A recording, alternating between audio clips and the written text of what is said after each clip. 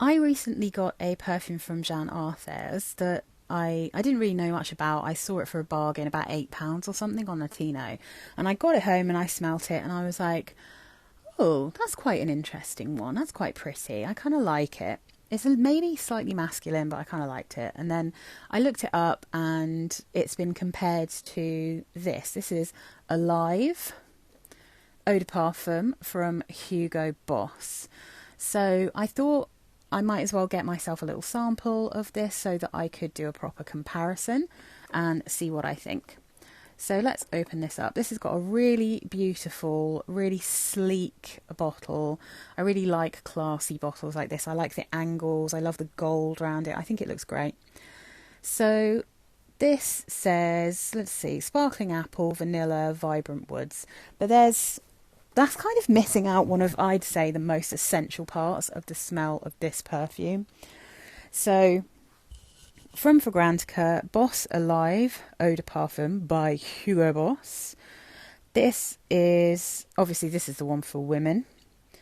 So the notes here, in the top you've got Madagascar vanilla, plum and cinnamon, apple and blackcurrant. And then in the mid you've got jasmine, sambac and thyme. Then you've got base notes of woodsy notes, sandalwood, cedar and olive tree. So this one, I sprayed it out and I definitely got similarities between this and the perfume I'm going to talk about in a minute. But it was really interesting smelling them together because Alive, it reminded me of another Hugo Boss perfume that I had briefly and then passed on. Because I do really struggle with green apple, if I'm being true.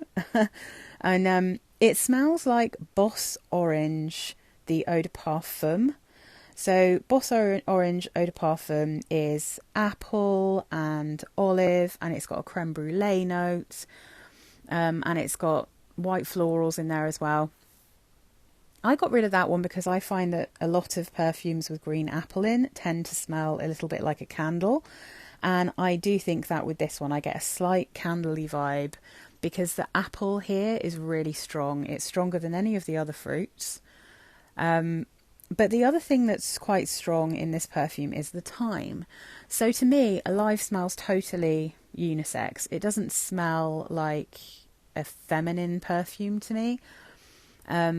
It's a bit fruity, it's a bit juicy, it's got a sweetness in there, it's got that kind of herbal quality from the thyme, but then it's really overwhelmed by really chemically smelling, cheap smelling woods.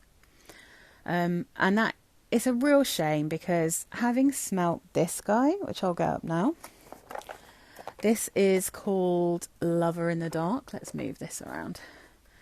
So Lover in the Dark by Jeanne Arthes. It's in a very ugly bottle, which is, a real shame because, my goodness, the Alive bottle's so cool. I think it was £8 and this is a 50ml. Yeah, okay. I mean, it's a weird little bottle full stop, but it's also got a really horrible lid. But Lover in the Dark is, it definitely is similar to this.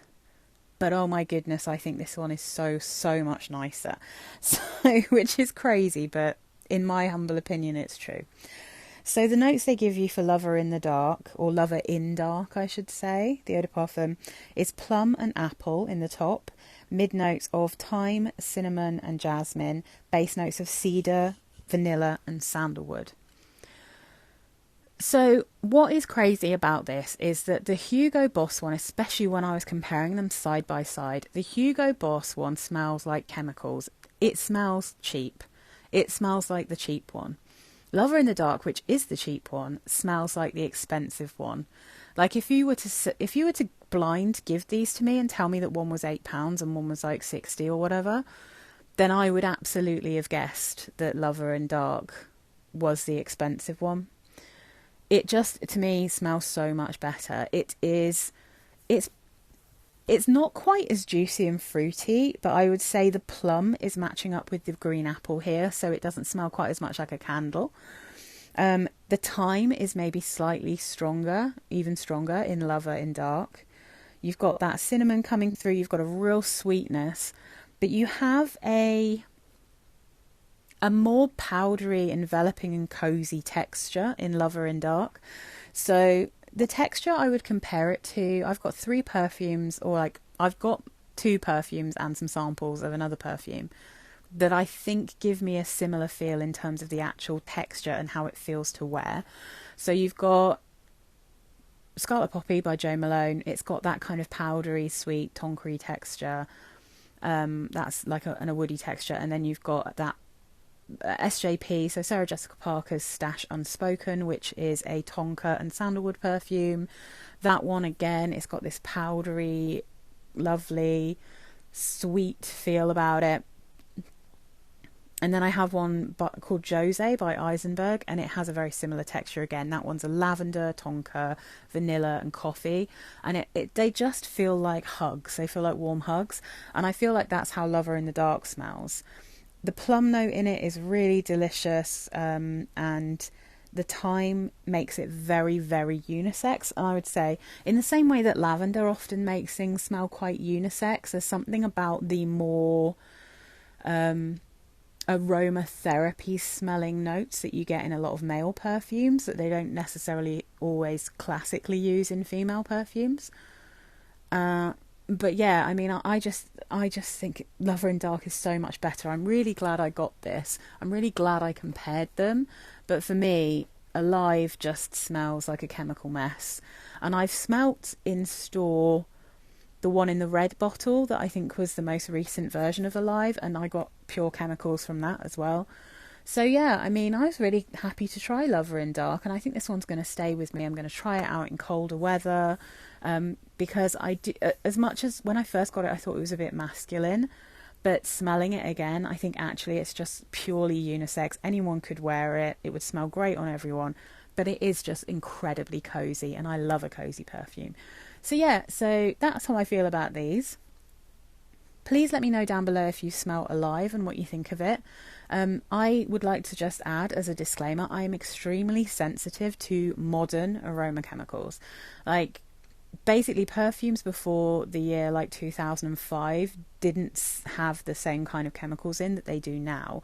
And in the last 10 years, there are a bunch of fashionable aroma chemicals that just purely smell poisonous to me. I can't smell them as the notes they're supposed to smell like, if that makes sense. So yeah, I'm very sensitive to them, and it's extremely possible that other people don't smell them in the same way as me. I know some people do, but most people don't. So please don't take offense if you really love Alive. But if you do love Alive and you're looking for an even cozier version of it, a more powdery and cozier version for cheap, then Lover in Dark. I think it's super pretty. It's a really nice perfume, and I think it's genuinely the nicer of these two. All right, thanks guys. Bye.